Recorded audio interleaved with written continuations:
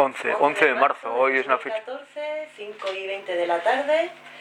Dime, para identificarte, tu nombre y apellido, o apellidos, como tú quieras. Apellido. ¿Cómo es tu nombre y tu apellido? Fernando Arocena. Vale, ¿y has nacido en qué fecha? El 17 de julio de 1954. Vale. ¿Tú eres de aquí, de Ventas? Bueno, yo he nacido en Casablanca, Marruecos. Llevo aquí desde los 10 años, en Ventas. Mi padre era también de aquí, de Irún, de Ventas de Irún, y que por la guerra civil, pues que se tuvo que exiliar. Por esas razones, bueno, pues mis padres me tuvieron en Marruecos, Casablanca. Pero llevo de los 10 años aquí y me considero de Irún, de Ventas. ¿Cómo era el nombre de tu padre? Francisco, pero lo llamaban Pachi. Tenía el apodo de Chingurri. Él, viviendo aquí en Ventas, ¿a qué se dedicaba él antes del alzamiento militar? Bueno, mi padre trabajaba en la compañía de coches Camas y era ajustador. ¿Qué edad tenía cuando el alzamiento militar, en el 36? 25 años. En ese, ¿él vivía aquí con su familia o...? Bueno, entonces tenían un bar taberna que era que es hoy en día Ongi Etorri, que es donde se ha criado mi padre desde lo muy pequeñito, y prácticamente vivió hasta el alzamiento, estuvo viviendo ahí en la taberna esa. Luego, pues bueno, él trabajaba como ajustador, como he dicho, en el Coches Camas, y es cuando le ocurrió. Él vivía en la taberna y trabajaba en Coches Camas. ¿Tu padre pertenecía a algún partido, a algún sindicato? Sí, pertenecía a la UGT y no era militante, pero era simpatizante del PC. Se hizo militante del PC durante la guerra.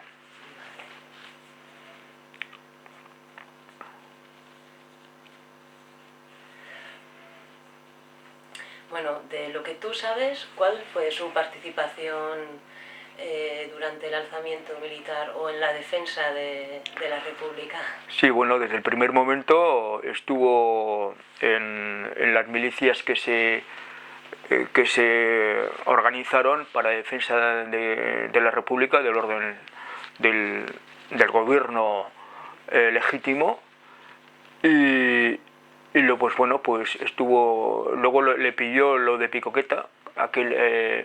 Aquel día él estaba allí con varios, sobre todo gente de las Juventudes Socialistas Unificadas, que eran la mayoría. También había alguno del PC, había un miembro del PNV, y luego también había pues algunos me parece que eran de la Guardia de Asalto, que también estaban a favor de la República y estaban allí.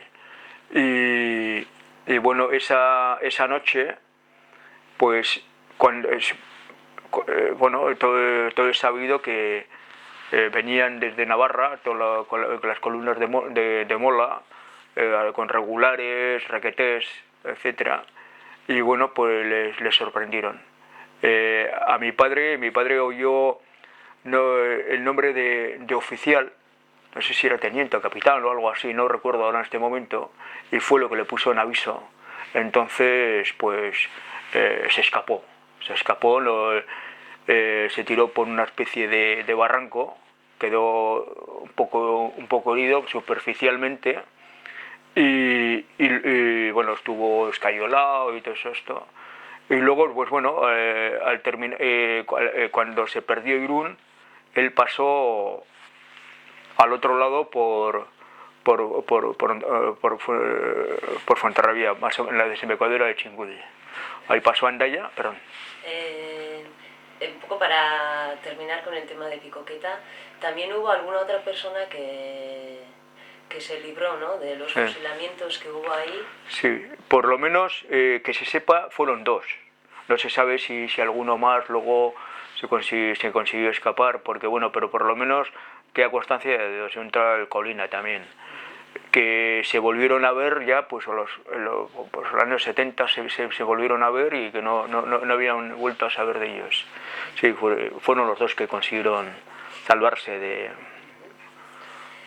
¿Recuerdas que tu padre te hubiera hablado sobre específicamente sobre lo que ocurrió en Picoqueta, o aunque él no lo viera, sino de los hechos que hubo ahí, que se fusilaron, pues que se sepa, ¿no?, a 12, 13 personas, ¿no?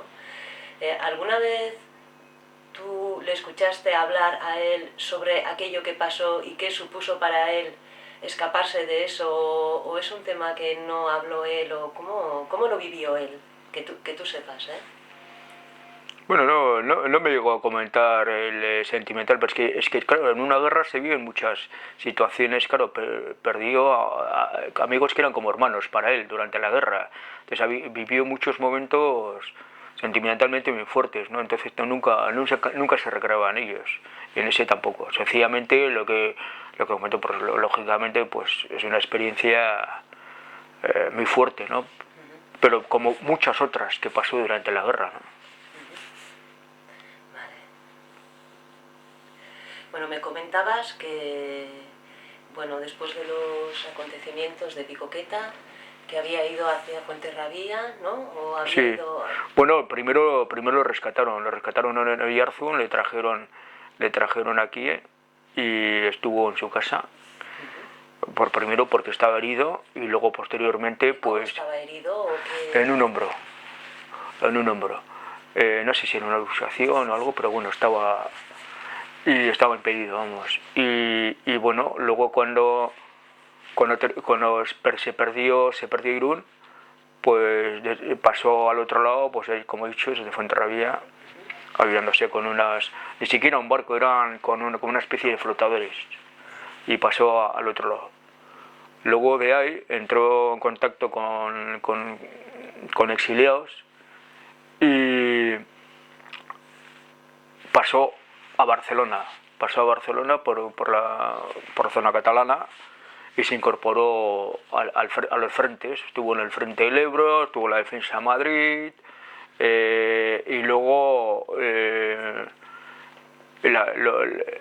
se fue retirando con el ejército republicano, y le quedó, y al final, con el último gobierno republicano que terminó en Alicante, pues él también.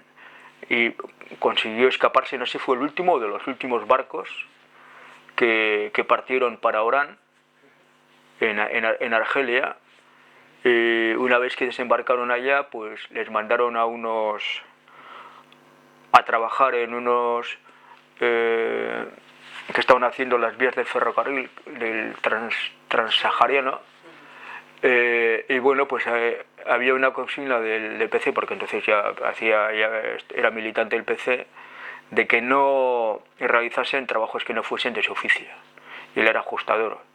Entonces, a todos los que se negaron, las autoridades francesas que había en su momento, pues les mandaron a unos campos de allí que había en el sur de Marruecos. Según tengo entendido, eran minas de fosfatos, tengo entendido que eran a ras de tierra, según tengo entendido. No sé, el lugar, cosa no, me lo dijo alguna vez, pero no he tomado nota.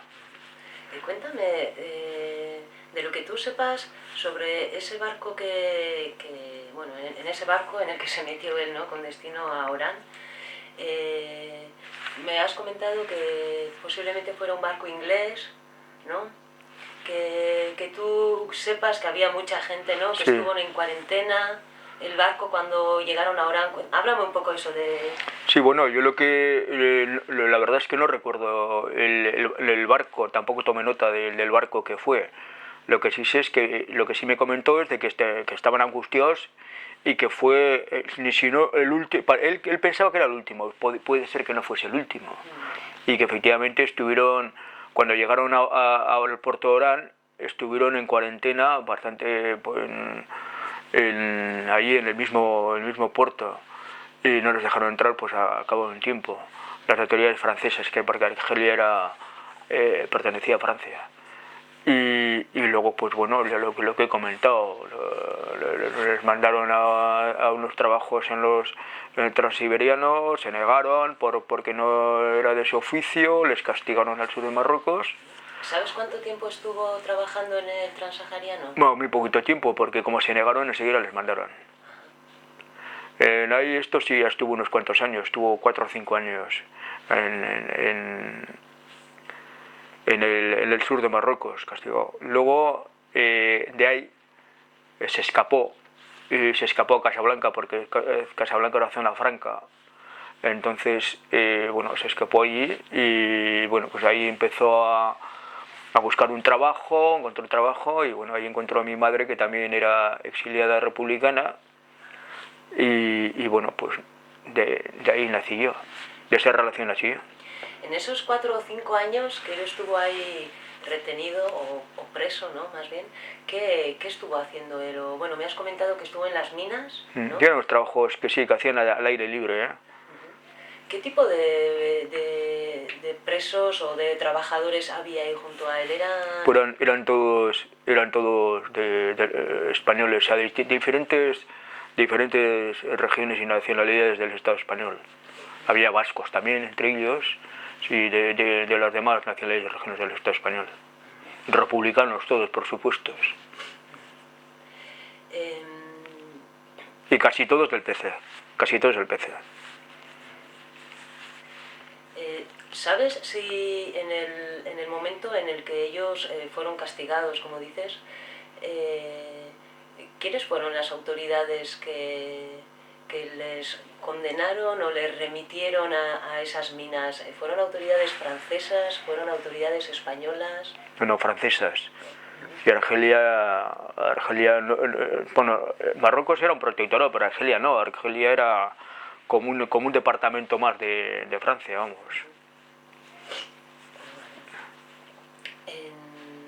Bueno, en ese momento estamos hablando de Francia en el contexto de la Segunda Guerra Mundial, ¿no? Sí, ahí estaba, al principio prácticamente. Si fue la de 39, prácticamente cuando empezó la Segunda Guerra Mundial. ¿Tu padre tuvo alguna participación o de alguna manera se siguió o relacionando, teniendo algún contacto con gente del Partido Comunista? Sí, tanto durante la guerra como posteriormente a la guerra, cuando estuvo los campos aquellos, siempre estaban organizados en el PC, sí, por supuesto.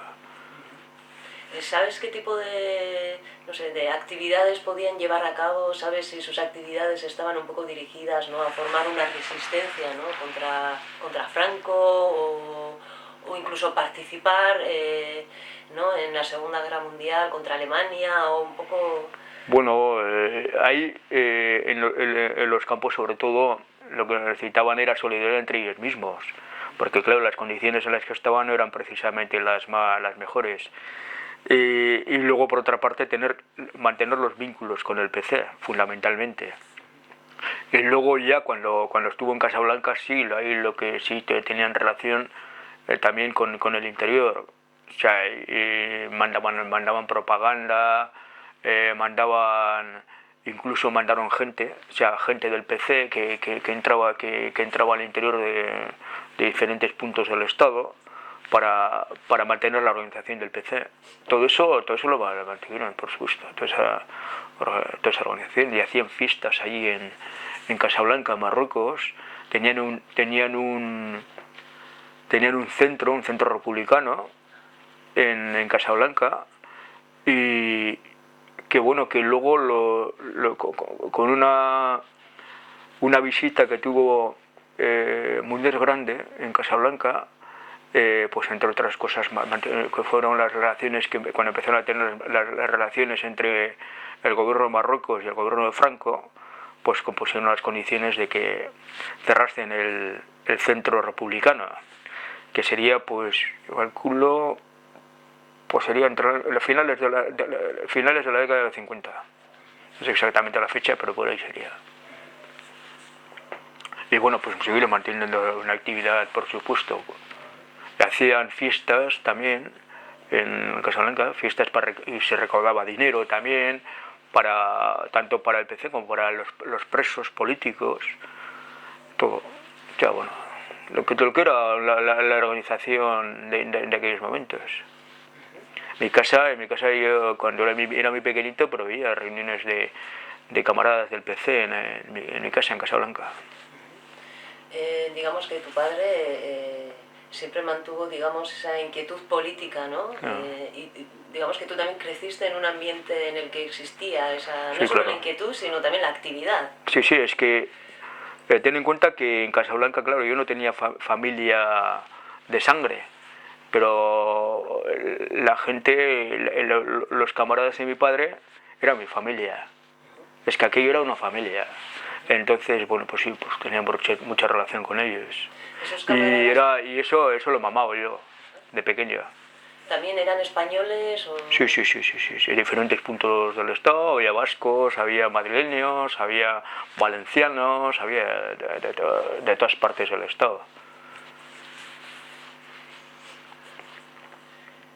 Cuéntame cómo fue el regreso de vuestra familia aquí a Irún. Sí, bueno, mi padre siempre tenía como objetivo volver a donde era su casa, donde estaba su familia y a sus orígenes, vamos a decirlo de alguna forma. Y sí, volvimos en el año 64, 65, no me acuerdo exactamente, por ahí sería. Y bueno, el 64, sí fue en el 64.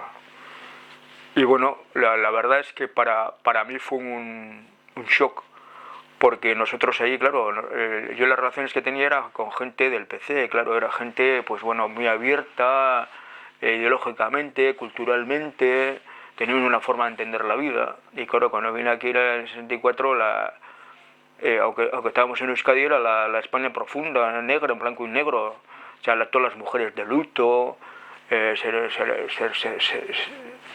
rezaba el rosario, pues claro, no... Y claro, yo estaba sin bautizar, claro, tenía que tener pues tuve que bautizarme con 10, 11 años, tuve que hacer la comunión prácticamente al mismo tiempo, pues bueno, fue un choque realmente importante. Y eso por un lado. Luego por otra parte estaba la relación entre mis padres no estaban casados. Entonces eso para mi madre era muy fuerte. Porque claro, al no estar casados mis padres, mi padre legalmente no tenía ningún derecho. Tiene ningún derecho. No tienes, y por ejemplo, yo en mi carnet de identidad aparecía todo, el nombre y los apellidos de mi padre, y madre ponía una raya, o sea que no estaba ni reconocida oficialmente como madre, lo cual para ella era muy duro, ¿no? Y luego además las cuestiones legales, no tiene absolutamente ningún derecho legal. Bueno, pues es que nosotros efectivamente, bueno, no podía ser de otra manera, pues a mi madre pues como si fuese mi madre y aunque legalmente no tenía ningún derecho, por supuesto era como en la casa, ¿no? Pero si hubiese sido de otra familia con otros, o sea, con gente mala, pues lo hubiese podido echar tranquilamente de su casa y si hubiese quedado en la calle, sin más. Y bueno, eso es todo, eso, reconocer un poco, recordar cómo era en aquellos tiempos. Bueno, y yo tuve que tener un año, estar en una academia que hablaba castellano con mis padres. Mi padre era euskaldún y mi madre era valenciana, de su lengua materna, pero claro, entre ellos hablaban castellano. Y yo, pues, aunque lo hablaba, estuve en la escuela francesa y claro, toda la gramática y todo eso, pues tuve que aprenderla. Perdí un año, pues, y luego, bueno, pues me incorporé luego al instituto, hice todo el bachiller. ¿Cómo fue el trato de otros compañeros de clase o de otros niños, o bueno, de otros jóvenes, ¿no? Con respecto a ti? ¿Cómo te sentiste acogido por gente de tu edad? Bueno, pues al principio como alguien extraño, ¿no? Como alguien extraño. En el sentido de que, bueno, tiene un acento un poquito francés, tal. Y luego, por otra parte, pues bueno, pues no, mi forma, aunque era muy crío, mi forma de entender las cosas pues, era un poco diferente a la de ellos. Entonces, bueno, pues me costó. Tampoco es que tuve grandes problemas, ¿no? Pero sí que, sobre todo a mí me chocó todo, ¿no? Las mujeres de negro, todo, muy religioso, muy, no sé, no, era como muy pesado para mí, toda la educación, toda la cultura que había aquí, ¿no? ¿Alguna vez hablabas con tus compañeros de clase o amigos o de cuál fue tu, o sea, de tu vida en Casablanca, de toda la historia de Sí. tu padre, del exilio. Sí, bueno, ahí quiero señalar dos cosas. Una, que mis padres, cuando vinimos aquí, me dijeron que cuidado lo que decía, cuidado lo que decía, cuidado lo que decía, cuidado lo que decía, lo cual, claro, siempre estaba con el freno puesto, ¿no? Eso por un lado, y luego, pues, joder, pues claro, me chocó a mí, ¿no? Porque los críos me decían a ver si estaba con los leones, claro, no tenían una... claro, que venía de Marruecos, de África, sí, claro, había un desconocimiento de lo que era, a ver si estaba con los leones, esas cosas, ¿no? Y cuando allí en Marruecos nosotros estamos en una situación... a nivel de educación y a nivel de estatus social, por decirlo de alguna forma, muy superiores aquí. Aunque parezca extraño, en aquellos tiempos era así. ¿Qué idea tenías tú cuando vivías ahí en Marruecos de lo que sería vivir aquí? ¿O te hablaron tus padres de cómo iba a ser Irún, de cómo era España, de cómo estaba el tema? Bueno, ya habíamos venido en vacaciones, no, dos veces. Y bueno, pues era mi crío, yo era mi crío, tampoco me podían decir muchas cosas. Y bueno, pues aquí, claro, mis abuelos, mis tíos, mis primos, pues bueno, pues era niño mimado, ¿no? Claro, siempre muy bien estaba aquí, ¿no? Pero no tiene ningún problema con mi familia. Antes de venir aquí en el año 64, ¿tu padre intentó establecerse antes aquí o...? No, hizo una visita en una de las campañas que hizo el gobierno de Franco, en el cual decían de que bueno, de que no se había acabado el señorío, sería de los finales de los 50, principios de los 60, más bien principios de los 60. Entonces, claro, él quería venir a su familia. Entonces vino y tuvo problemas con él, le cogieron el pasaporte y tal, al final se solucionó todo, pero se llevó un gran susto. Luego las otras dos veces que vinimos... ¿Tuvo problemas por haber luchado en el bando republicano? Sí, bueno, el haber venido de Marruecos, toda, claro, sí que no costaba de aquí, claro, todo eso era un poco sospechoso para ellos. Entonces, bueno, se dio un gran susto, tuvo varios días el pasaporte confiscado y afortunadamente al final pues se resolvió, pero él se dio un gran susto.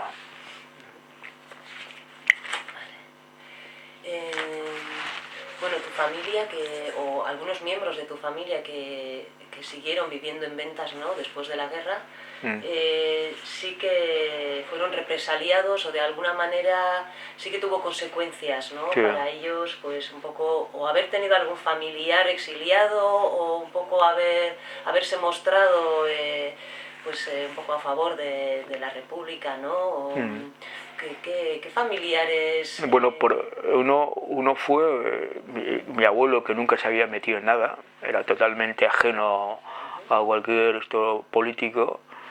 Cuando empezó la guerra, al principio, cuando se perdió Irún, se fueron a Cahors, al sur de Francia. Estuvieron ahí un tiempo y luego volvieron. Se encontró en Coches Camas, que trabajaba también mi abuelo, pues ya no le renovaron el contrato. Entonces se quedó sin trabajo. Luego, por otra parte, la taberna que tenían no les dieron licencia para volver a abrirla, por lo tanto tenían la taberna totalmente, o sea, un recurso que tenían importante. Luego también un tío mío, no carnal, sino casado con una tía carnal mía, a ese también tenía una gasolinera y tampoco le negaron la licencia para seguir abriéndola. Luego tuvo otro tío mío también, que también casado con una tía carnal mía, que también le detuvieron, una persona que tampoco había estado, sencillamente por sospechas y seguramente pues por insidias de algún vecino del otro bando, que había bastantes vecinos de aquí que eran del otro bando, bueno, algunos vecinos que eran del otro bando. Y bueno, me imagino que, bueno, y al principio tuvieron problemas también había como una revancha por parte de algunos vecinos de aquí, del barrio, que eran franquistas, y de Irún, que eran franquistas, vamos. Y bueno, esas cosas pasaron. Y mi familia, pues, mis tíos, mis primos, de tener una situación desahogada, pues que tenían la taberna, unos tenían la gasolinera, pues pasaron a estar en la miseria. O sea, fue realmente muy fuerte.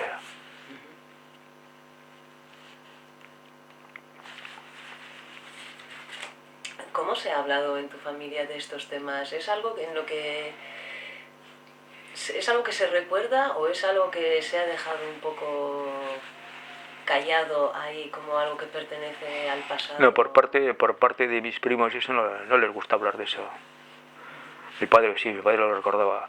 Pero mi padre lo recordaba, pero lo recordaba con odio.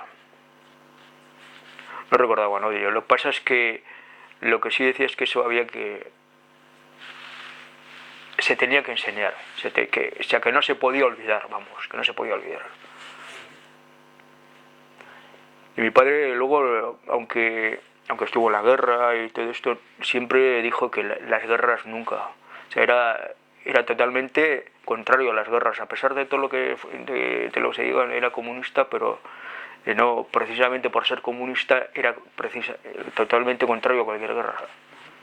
Y que lo que planteaba era una reconciliación entre la gente que había vivido en ambos bandos, sin olvidar lo que había pasado y cómo se había originado todo, claro.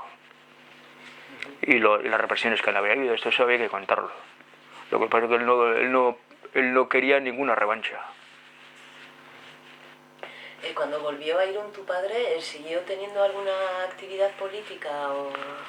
Sí, lo que ocurre es que ya mi padre ya tenía más de 50 años, entonces, y luego mi madre pues tenía mucho miedo de que pudiese ocurrir. Y aunque sí mantenía alguna relación con el PC, pues no tenía una actividad como la había tenido anteriormente. Entonces tenía una actividad muy plana.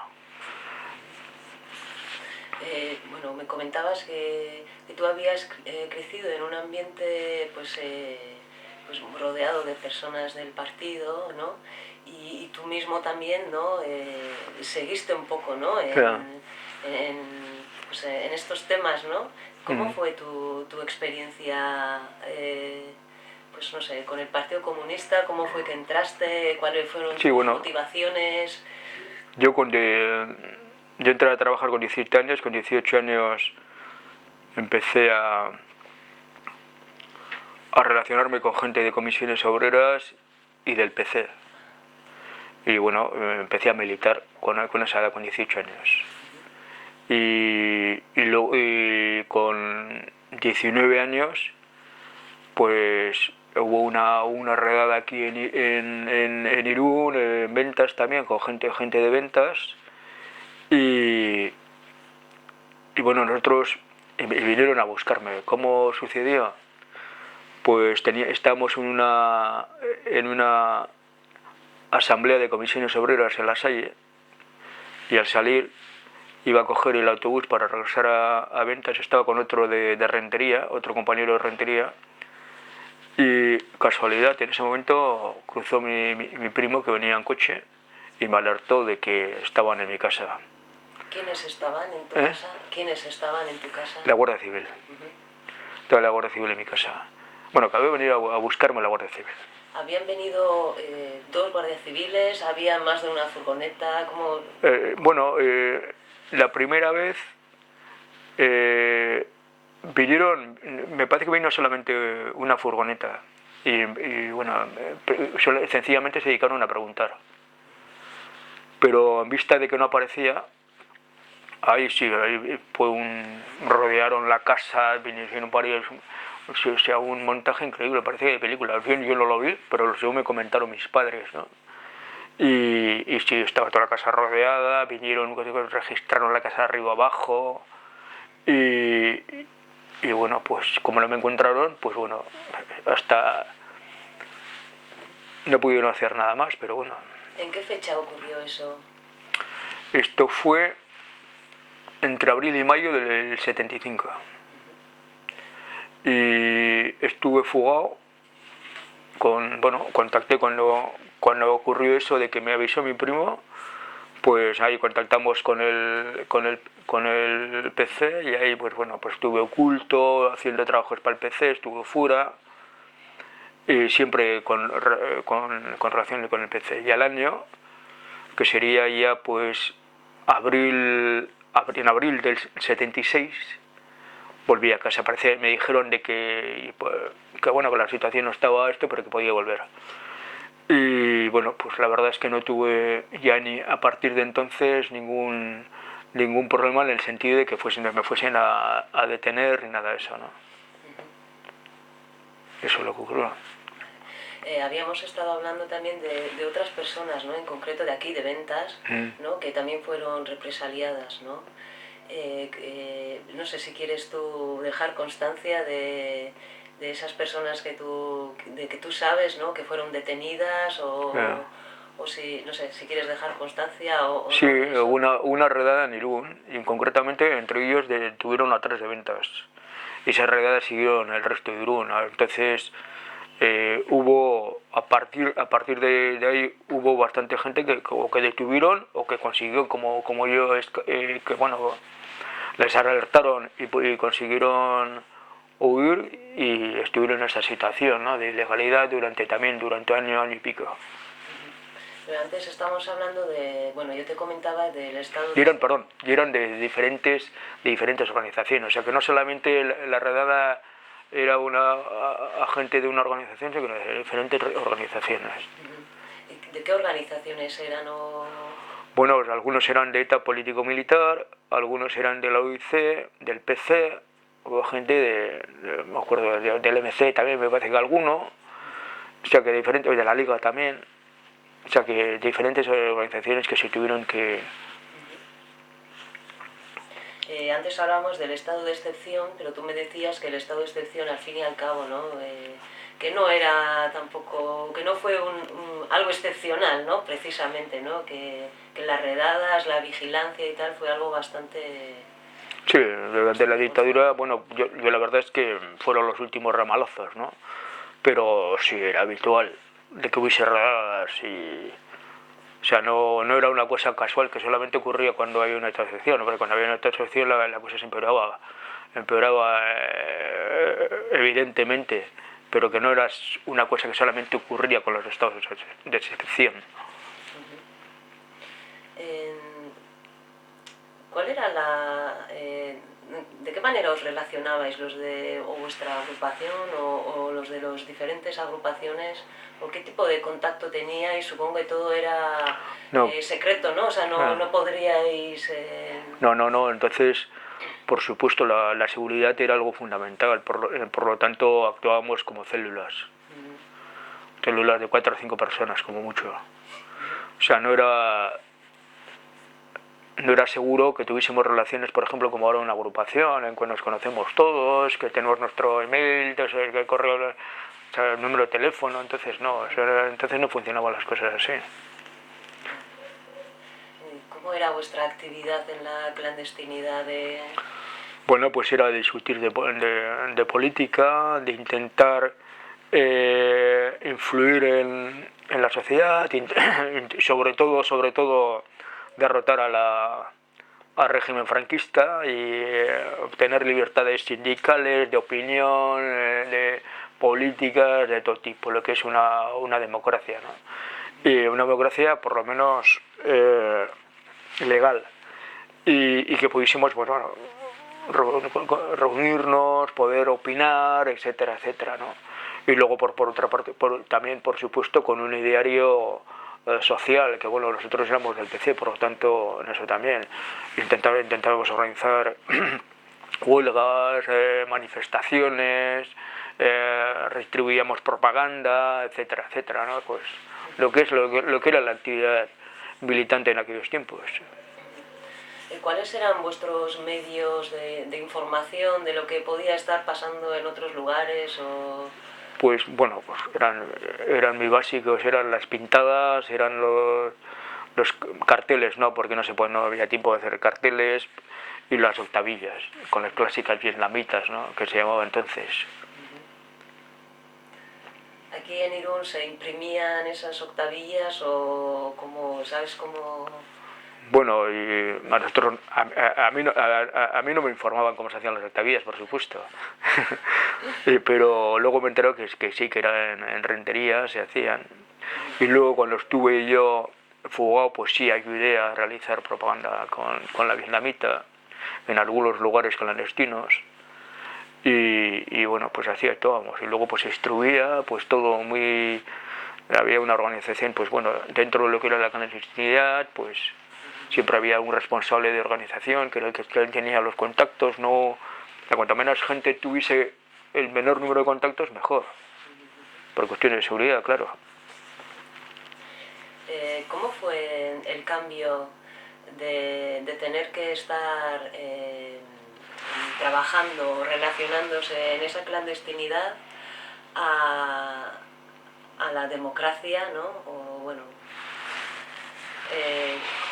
¿cómo fue ese cambio? Bueno, pues al principio júbilo inmenso, ¿no? O sea, de poder, pues fíjate, las reuniones las hacíamos en el monte, teníamos que pedir generalmente a locales de la iglesia para poder reunirnos, bueno, todo clandestinamente, no podíamos, toda la propaganda era clandestina, pues el poderte expresar, sacar, distribuir los periódicos como tranquilamente, poder escribir en la prensa, hablar en la prensa, pues era tremendo.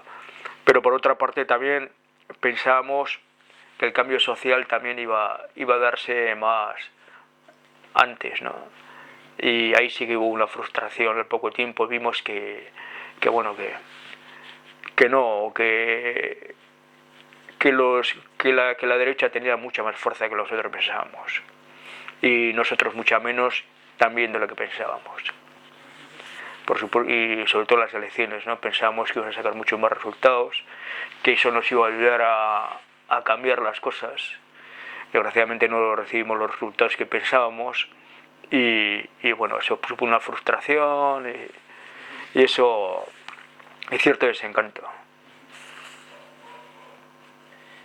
Cuando en el contexto de la memoria histórica, ¿no? se habla de la justicia transicional, aquí en España, bueno, pues por algunos sectores o no, se ha dicho que la transición fue modélica, ¿no?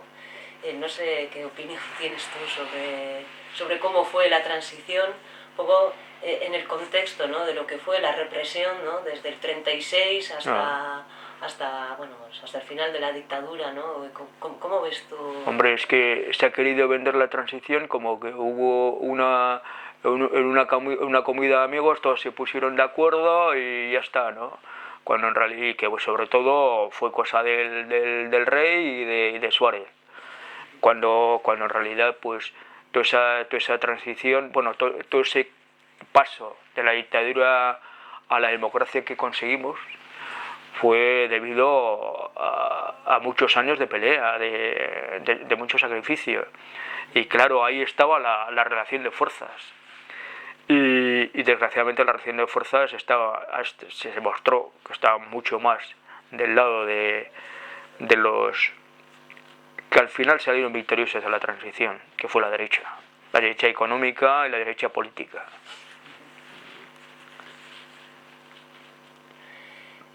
¿Cómo ves actualmente la actitud de las instituciones públicas,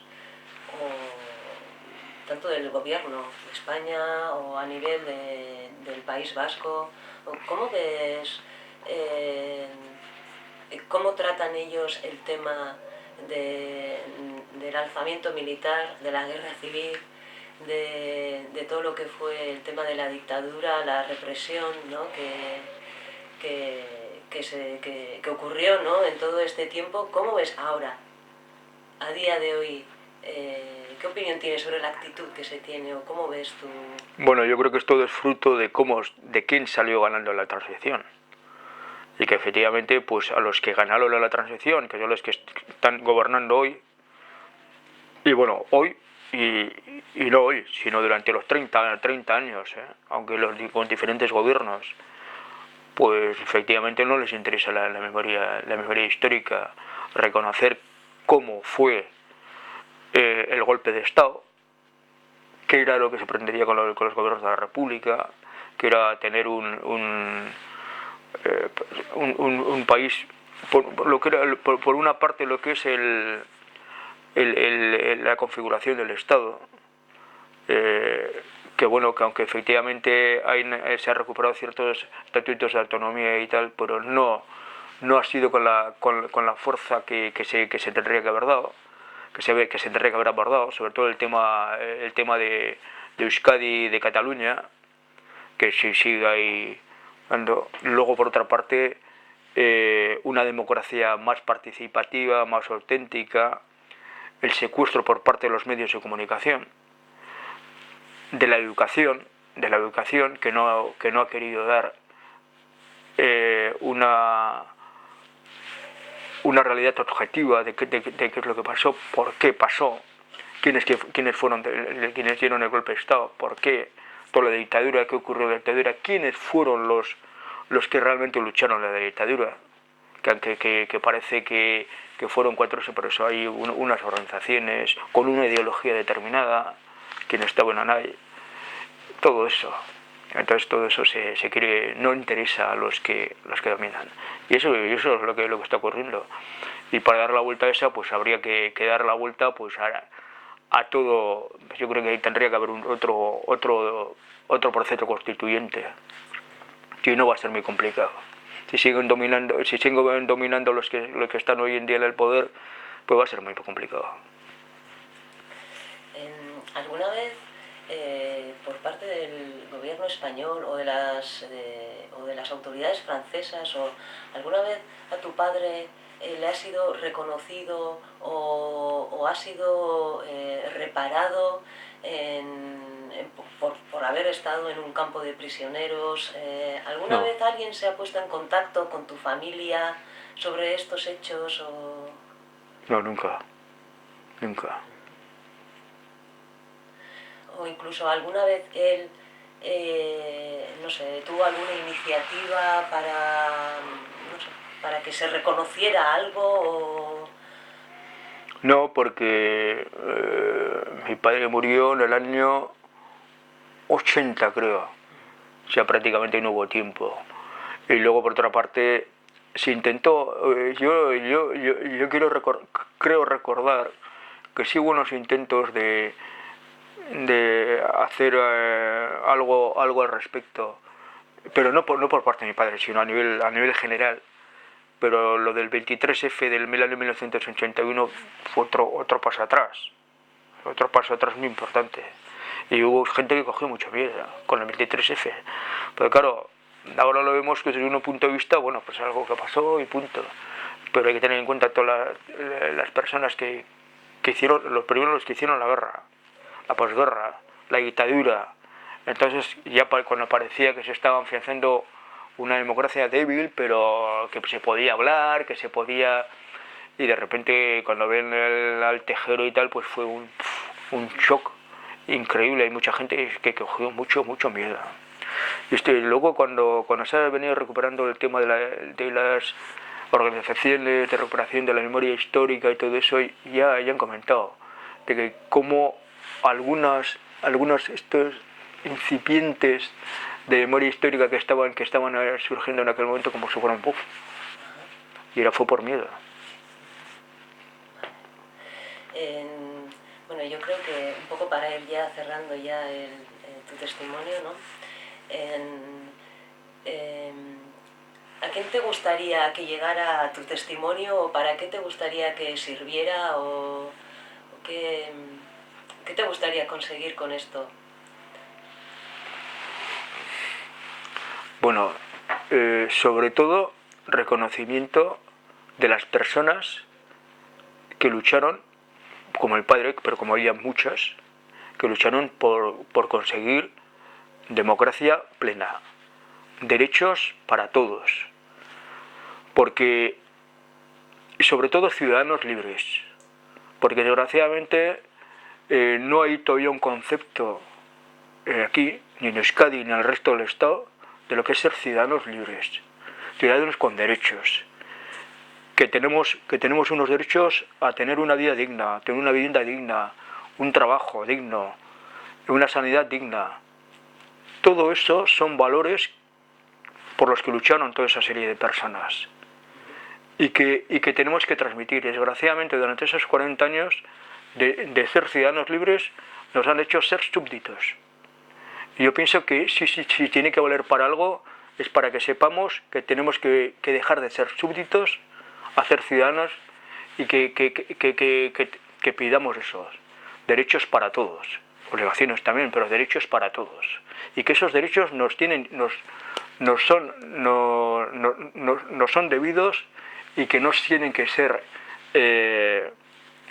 como una cosa que nos regalan, sino que esos derechos son y deben ser reclamados.